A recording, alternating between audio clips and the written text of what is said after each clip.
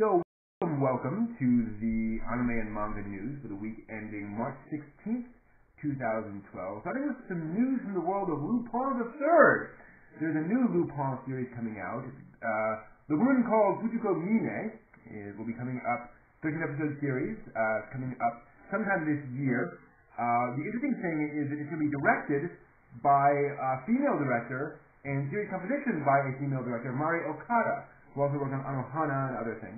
But they've just announced that the anime episode writer Dai Sato will be coming on. He also worked on a little show you may have heard of called Cowboy Bebop, as well as Eureka 7 and Ghost in the Shell Standalone Complex, plus Samurai Champloo, Macross Frontier, and others. So, any of these.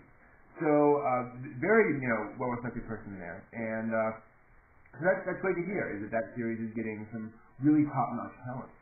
Meanwhile, in other Lupin the Third news, Discotheque has announced that after they're done releasing the Lupin the Third TV series, the first season of Lupin the Third, they do plan to release more Lupin movies and specials in the future.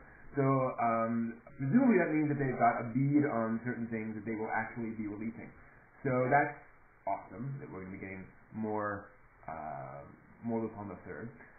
Moving back all to other sort of classic news, Leiji Matsumoto of Captain Harlock, Yamato, Galaxy Quest 999, and others, has recently finished a series, or recently been working on a series called Osma. The cast and crew have been other folks, of course, but there's been an announcement that Viki, a streaming website, will be streaming Osma worldwide as it airs in Japan. The day after it's released on television, it will be released to the world, and it will include crowdsourced translations. So everyone in the world will be able to watch it as it comes out. And this will be a big test for the whole idea of sort of crowdsourced translations. People come in together and to translate things. So we'll see how it goes.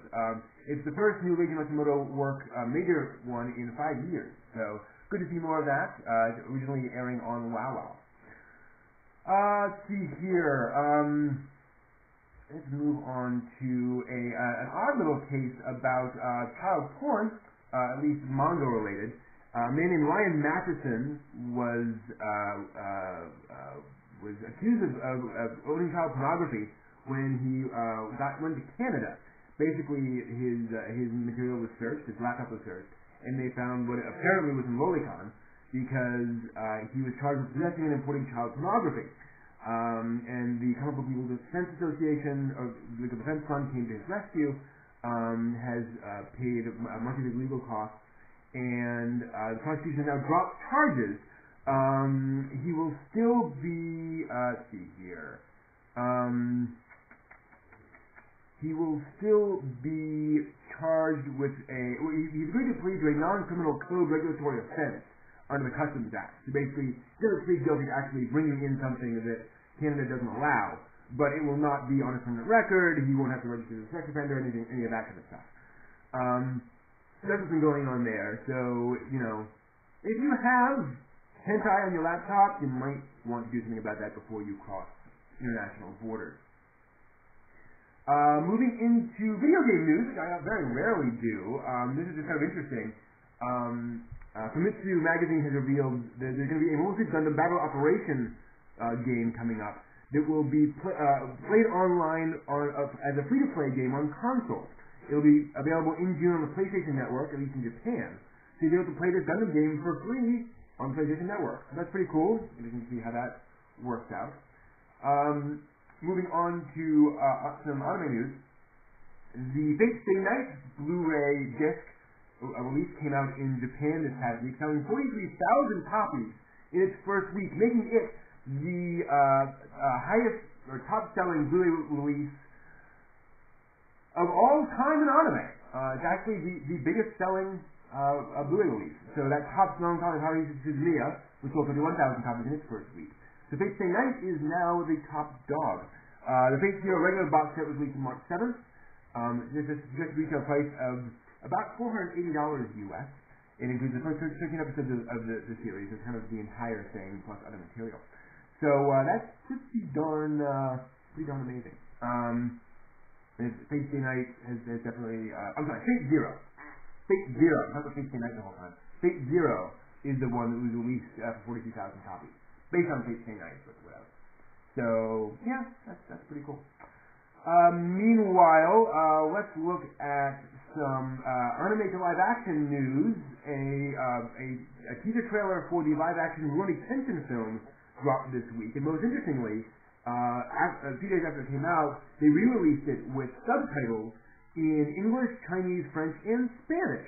You can actually tell what's going on. So head over to AnimeNewsNetwork.com for that trailer. Pretty darn awesome to get that, and it looks quite accurate.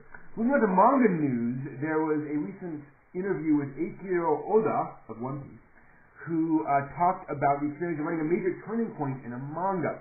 And I'm not going to reveal what the major turning point is because it's a huge spoiler. But basically, Oda talks about how much he plans ahead for things and things like that. So now you can get a little bit of a look inside the mind of Oda.